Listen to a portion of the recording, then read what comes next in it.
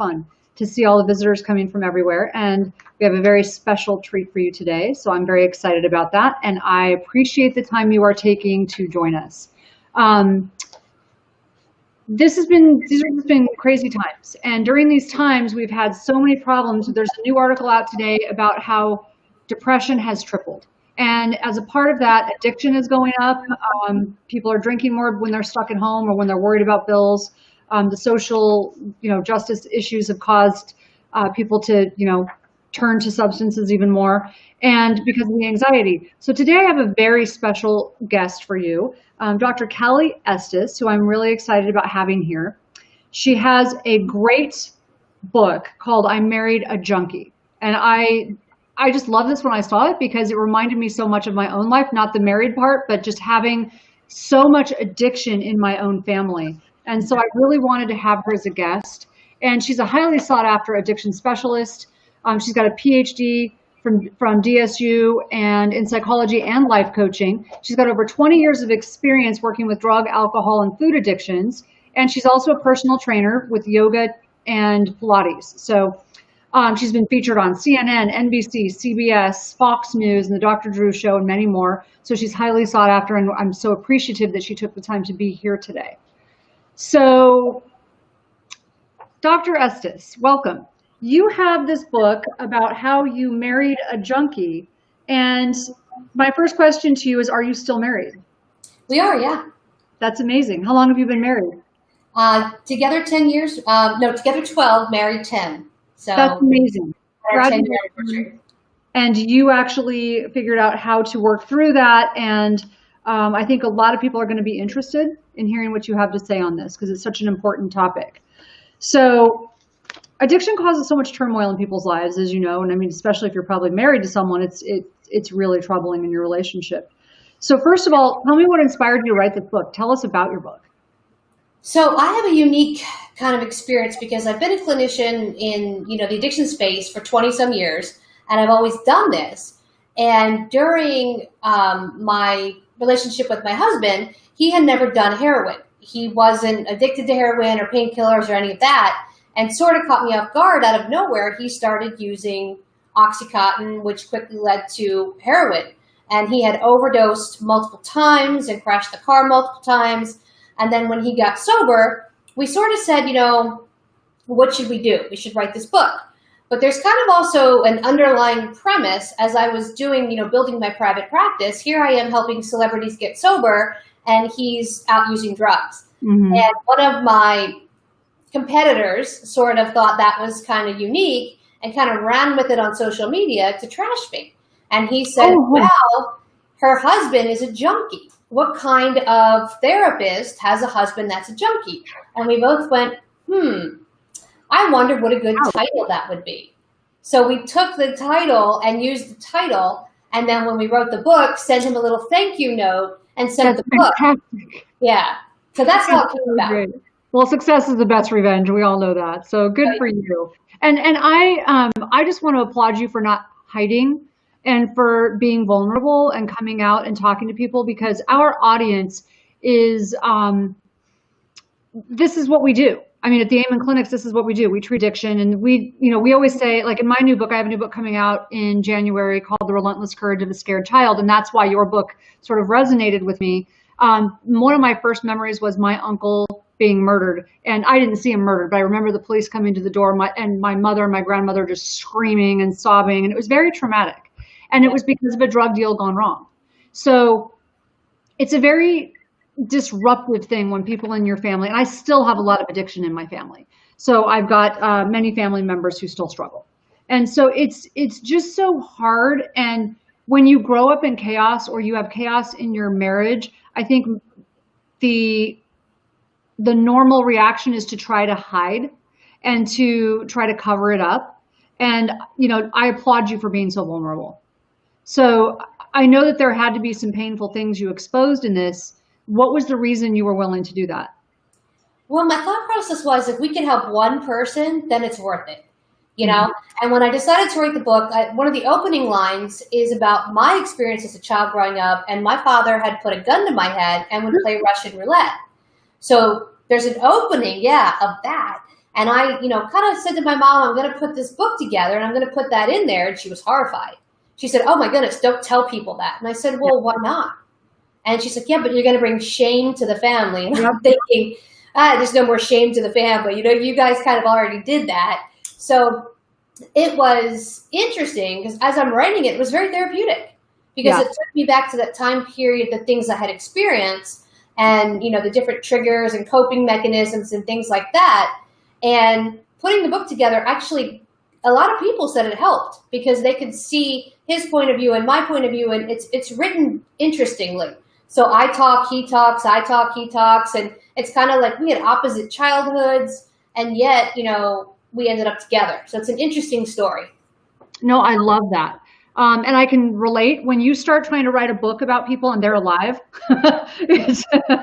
Writing a memoir was really interesting. So I can relate to that. And I applaud you for working through that. So tell me something. You are a clinical psychologist and you got criticized for this, but how did you miss the signs that he was a junkie?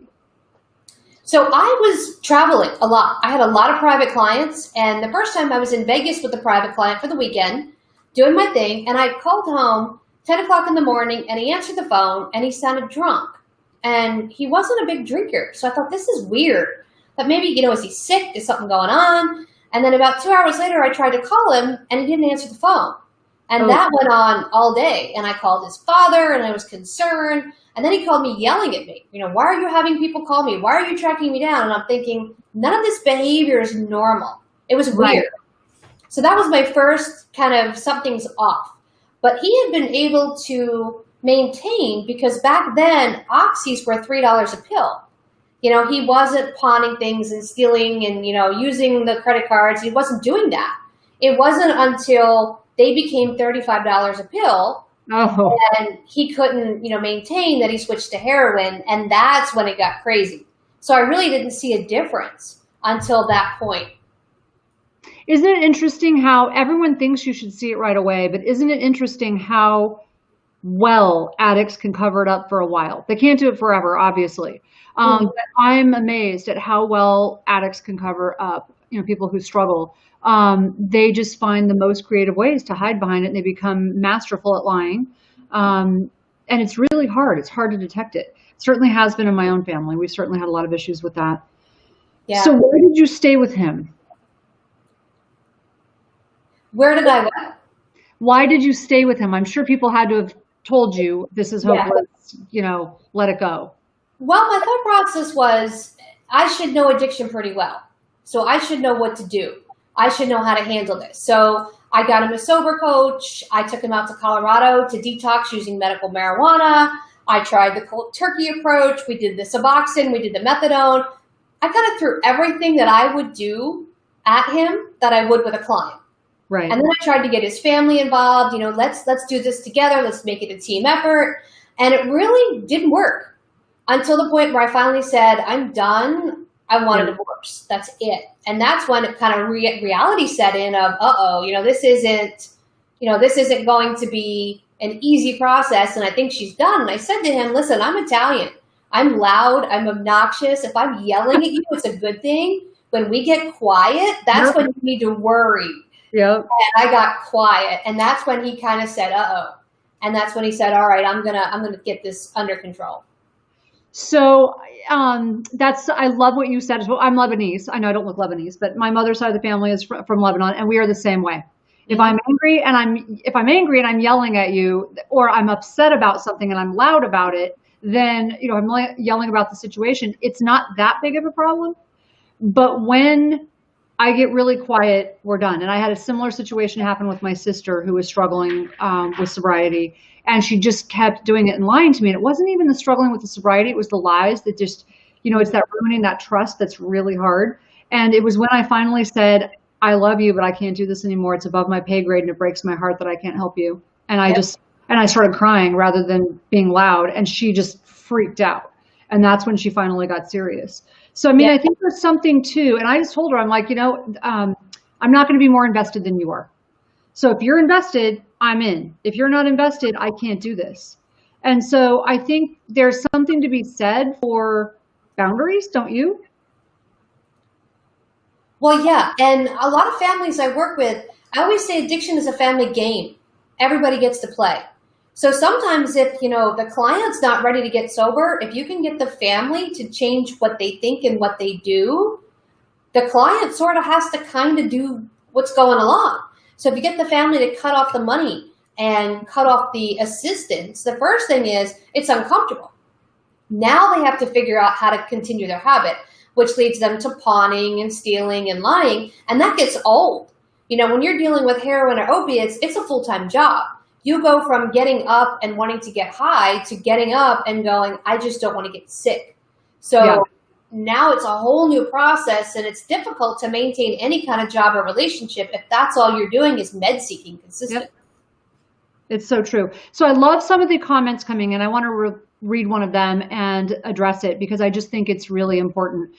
This person said, why the labels? Why not people first? Why junkies and addicts? And I have to tell you, my book starts with a scene where I'm speaking to a group of addicts, and I'm so judgmental and I'm so angry because of my past. And I didn't realize I had that much baggage.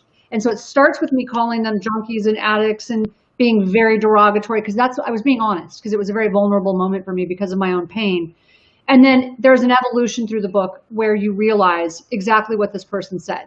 And so one of the themes in my book is it's easy to call people bad. It's harder to ask why. And so it's really about, so I want to address why we said junkie and addict. It's because, like you said, for me, it's because that title is how people see it. And so it grabs people's attention, so they'll actually read what you have to say.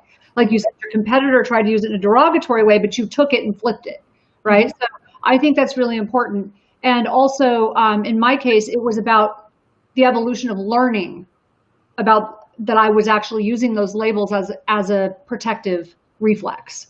So there's a lot. I really appreciate what that person said. So I think that it's fair to say, I know at Amen Clinics, we treat, there's not one reason that things happen. There's not one reason that someone falls into addiction. And so I just want to address that. It's easy to call people bad. It's harder to ask why, and behavior is complicated. What would you say to that? I agree with that. My whole goal, I think everybody on some level can be addicted to something, whether it's sugar or caffeine or cigarettes or, social media, Facebook, TikTok. In some level, everybody has the ability to be addicted to something, and it may not be detrimental. You may not get arrested for playing TikTok all night long. You'll just wake up and not have a good night's sleep, but it's affecting you in some manner. Of course. So I don't think addict is a derogatory term.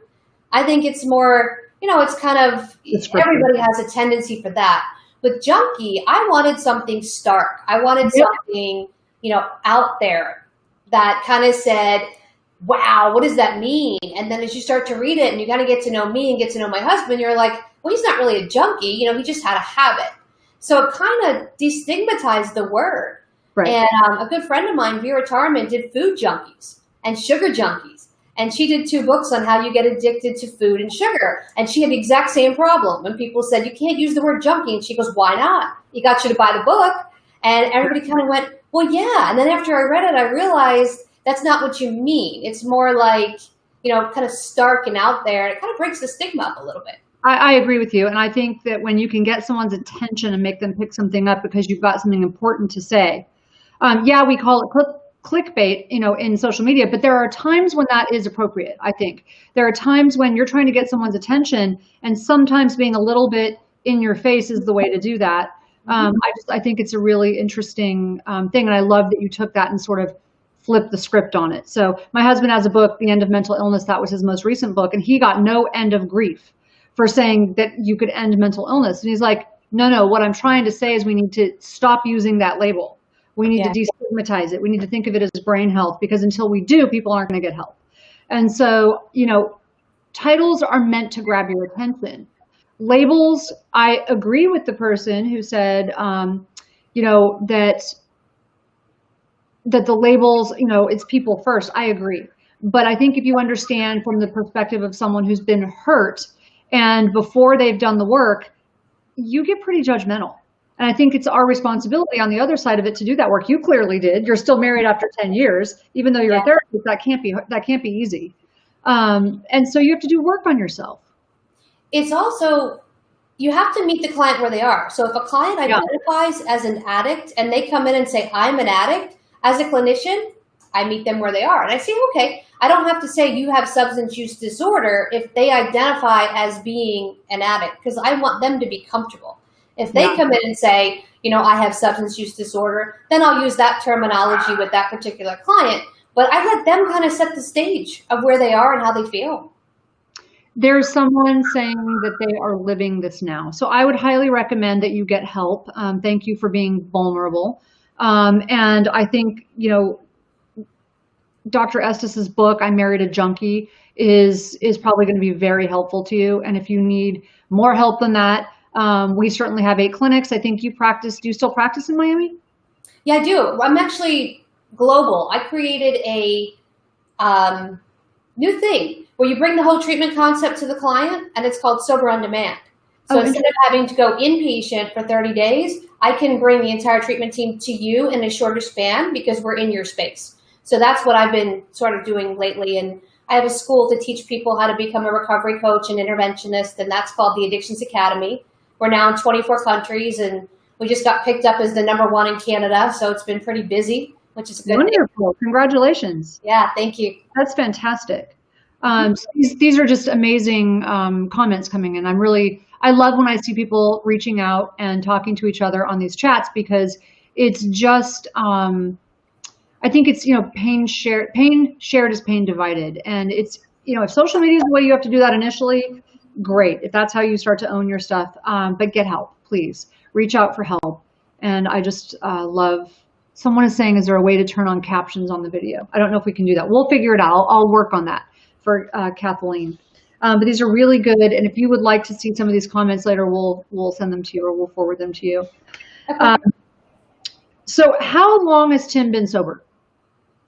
Almost 4.5 years, roughly. Fantastic. Yeah. Well, congratulations. That's amazing. Thank you. And this is a hard question, because as somebody who's dealt with this in my family, this has been the thing I struggle with. What will you do if he has a relapse? That's tough, because you always say one thing and then till you're in the situation. Yes. So I would probably do everything I did again, unless, it was really, really bad and I just couldn't deal with it mentally, then I may walk away. But until that happens, it's kind of that thing where I really don't want to think about it because I don't know. That's the best answer. Until you're in it, and then, if I have things going on and I'm trying to work with the company, it might be too much for me, and I might just say, I can't at this time. And I can totally understand that. Yeah. And to people who are watching, who are saying, they're admitting right now that they're struggling with addiction, one thing that I would say to you is, for the people on the other side, for the people that, and I would love to hear your response to this, for the people on the other side, I'm not a trained specialist. So for me, I'm not an expert in addiction. I'm a trauma nurse. People come in with their skulls split open, and I'm good with blood and guts. I am not good with the emotional stuff when it gets crazy, when there's chaos, because I grew up with that. So I learned to shut that out. And so when I was helping family members with addiction, I could handle all of the hard stuff that went with addiction, except for the lying and it's the breaking of the trust. So I know that that's actually part of the addiction. But if I could say one thing to people watching, it's like, if you can do anything to help your family members, it's start to learn to be honest when you are struggling. Start to learn to be honest. I know that that's easy to say, but what would you say to that? It's a good point. It's a good starting point, because if you don't realize you have a problem and you continue to lie to them and to yourself, you're never going to get the help you need, and you're never going to reunite that family unit. And it's going to continue to be the same thing over and over and over again until somebody in the family either just gives up and says, do what you want, and the person overdoses, or the family says, that's it, I've had enough, I want you out, get out, and they kind of split up. So if you can agree and say to yourself, you know what, I do need help, and then get the professional help. And also the family should have a family coach or family therapist to deal with all the trauma and the remorse and the guilt and all the enabling that's going on. Because taking the addict or the person with substance use disorder out of their environment and throwing them in treatment and not fixing the environment does nothing. As soon as that person comes back, they're going to be right back in a toxic environment where the enabler continues to enable and then goes, I don't know why you're not sober. So it's a full gamut approach. I love that. And I'm looking at some of these comments and they're so amazing. I'm trying to move this up. Okay. There's someone who's saying she lost her only child, her 24-year-old. She put a great amount of time, research, energy, and not only being with him through this, but post-surgery. So yeah, there's a lot of stuff. And he ended up on opiates. And he said, I mean, these are so tragic and so heartbreaking. So she said she's not new to the game. She's exhausted, in pain, and missing her child. The doctor won't even comply with furnishing me with many times requested prescription history for a child. I'm reading a lot of these, and these people are writing in who are just in pain from dealing with kids that, I mean, this one lost her son, and I think what I'm hearing her say, she said, why are some people hijacked more so by addiction and particular substance based on multifactorial assessments, which will be like, she's asking why are some people more hijacked by it than others? So I know if I have a glass of wine, I don't want more than that because I don't want to lose control. I hate losing control. In fact, maybe to an extreme. If my sister has a glass of wine, she's going to go polish off a bottle of vodka. So that has to do with childhood. So it has to do with childhood and it has to do with trauma. So it's very, very interesting that you two grew up together, right? You have the same... No, she's my half-sister. We actually did not grow up in the same house. Okay.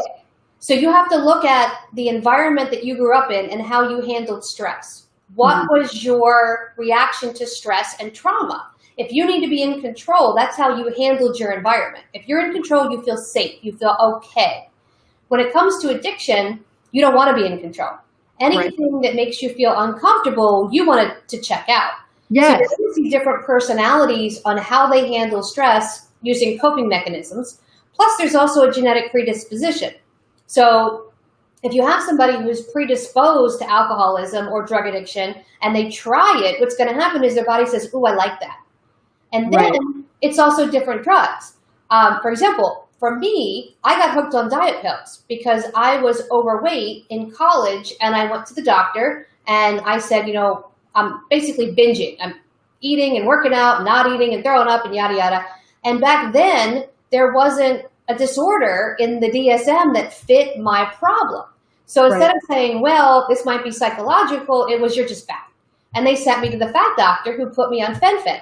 And I ended up with heart palpitations, and that led me to diet pills, to Dexatrim, which then led me to speed. And I ended up in the ER thinking I was having a heart attack. Right. And I said, okay, what do I do? Well, there's no answer because technically you don't have an eating disorder. Now you're an addict. So they hand me a pamphlet for OA and a pamphlet for NA. And I'm going, what am I supposed to do with this? I go to OA, they have no food. I go to NA, they have sugar, they have caffeine, they have cigarettes, and I'm so confused as what's going on. But for me, I don't like to go down. So I don't like morphine. I don't like opiates. I don't have a glass of wine and that's it. Yeah. I'm with you. And it's funny that you brought that up. Like, it depends on your childhood because there's probably there is so much to that because I grew up in a home where we both grew up in very chaotic environments, but my uncle was murdered and he was murdered because of my other uncle who did heroin. And so it wasn't him that was the addict. It was my other uncle who now is an amazing person. But at the time I was terrified of him. He reminded me of Zombie, him and his girlfriend. I was so scared. They so effectively instilled shock therapy into me that now he actually says that's the one positive thing that came out of that for him. But my other uncle was murdered because of that. So I learned early on that my environment was chaotic and I had to control it or it was going to be scary. So it's funny that you said that because you touched right on that. Yep. And that shows why you're not predisposed to wanting 2, 3, 4, or 5 glasses of wine because you're thinking to yourself, if I do that, I'm out of control. What bad thing is going to happen? If I'm in control, nothing bad is going to happen because I can remove myself from the situation. So everybody's coping mechanism is different. And Yeah. when you have different people, it's different drugs. For example, for my husband, it was the opiates. The opiates were great for him. He's like, I love this. I can veg out, but I can still kind of work. And they gave him energy. For me, I'm like, any kind of morphine, down or no. I don't want to sit and drool all over myself. I want to be productive. So it's sort of how your body processes it as well. Yeah, so interesting. So your marriage, is your marriage stronger today, or is it as good, or did you suffer some dings along the way? What would you say? Lots of damage, lots of trust issues. It's difficult to trust somebody when they lie consistently. And I mean, there's a carjacking. So at one point he had the car jacked and called me from the hospital and said, come pick me up. And he had no shirt on and no shoes and didn't want to tell me that he got the car stolen. So some of that's hard to overcome when it's long-term lying and long-term deceit. But you start to learn how to overcome it slowly and work a little bit better together.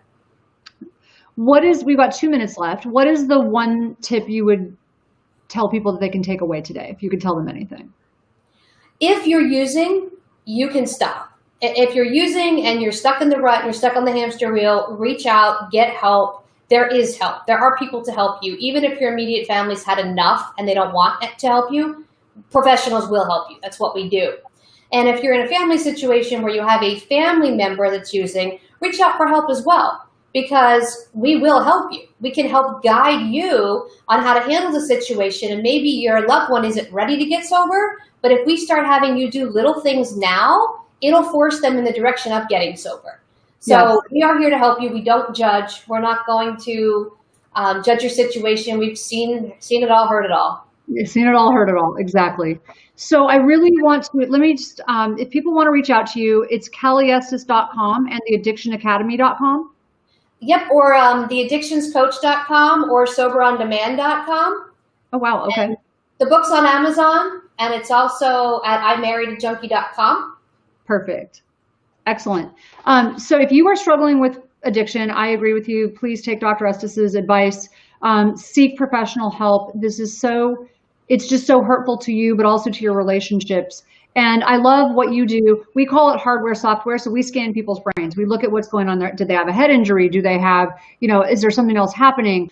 There's lots of reasons people get depressed. There are lots of reasons people get anxious. There are lots of reasons people struggle with many different things that they struggle with. It's not all one simple or single disorder. And so we scan the brain. We call that the hardware. We look at it through the biology, the psychology, the social, the spiritual. But the scan gives us the biology, like what's happening. And then getting help, it's mandatory, it's necessary. Like you've got to have someone helping you, a professional, and that's the software. Teaching you to reprogram how you think, what you do, change everything you're doing. And so I love that. So if you are struggling and you feel like you need a scan, please reach out to us. We're happy to see you at Amen Clinics, 844-818-0616. You can also go to TanaAmen.com for some of my blogs, but please reach out to Dr. Estes. She clearly has not just professional opinions on this, you've lived it. So that's one thing that my husband and I, when I was when I was helping my sister, we were getting my nieces out of foster care, and he was at a very different place with this journey than I was, because I grew up with a lot of chaos, a lot of addiction, and everything that goes along with that. And he grew up in this amazing family. So, he kept saying, why are you so scared? Like, I'm a professional, I can handle this. I'm like, you handle this at work and you come home. I get that you're the professional, but I'm the professional. I'm the expert when it comes to crazy in my family. I've lived with it a long time. It's very different. Yeah. And so we had to learn together how to not get frustrated with each other and respect each other's boundaries. Cause I'm like, you just didn't grow up with this like I did. And it's terrifying. So there's a lot that goes into it. So I would really recommend people go online, find Dr. Estes. I really have appreciated this interview. And really quickly, if I could, I want to announce, we always tell people that if they will go on and post something that they've learned, tag 3 friends, it will enter them into a drawing for my Brain Warriors Way course. And I'm super excited that we can announce winners today, Kathy Brooks Campbell and Abby Stockdale. And Abby Stockdale also gets a free consultation with Jim Fay, who we had on for our parenting program. that is just, if you are having trouble parenting, Love and Logic like saved my life. So you get to have that. We are so excited for you. Thank you so much, Dr. Estes. I appreciate your time today. Hopefully we will have lots of people reaching out to you who either need help themselves or for someone in their family. I just am grateful that you came on my show. Thank you. Thanks for having me. Nice Absolutely. to meet you. And don't miss next week, next Wednesday, same time. We have another surprise for you, another expert, and we're looking forward to it. Have a great day.